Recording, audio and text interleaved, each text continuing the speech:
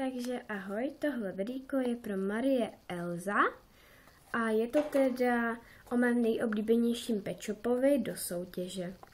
Takže teda to je on. A teda chci říct, že mám jenom jednoho pet shopa a to je tento. Takže a navíc mi ho dala kamarádka. Takže první věc. Jmenuje se Elza, že mi tak prostě taková přijde. Druhý fakt. Mám ji od kamarádky. Třetí fakt. Mám ji 2 měsíce. Čtvrtý fakt. Beru si ji pořád ven. A pátý fakt. Dala jsem jí, že jí bude 15 let, takže se mi to na ní prostě hodí. A teda další a 6. fakt je to, že žádného jiného teda pet shopa vážně nemám. A chtěla bych ještě jednoho pet shopa nějakého.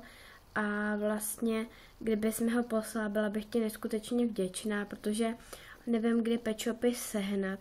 A v obchodě jsou takový divní, tak to se mi moc nelíbí a mamka mi je stejně nekoupí, protože moc do obchodu nejezdíme, do hračkářství, máme to daleko. Takže pokud bys mi ho poslala, tak bych ti byla moc vděčná. Nechci tě nějak přemlouvat, jen ti chci říct, že opravdu pet shopy nemám, takže jsem to musela natočit s ní a mám jí moc ráda teda. Takže pokud mě vylosuješ, klidně ti také něco pošlu, mám nějaké doplňky.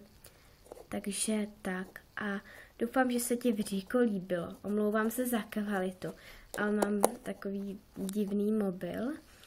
No, malý prostě.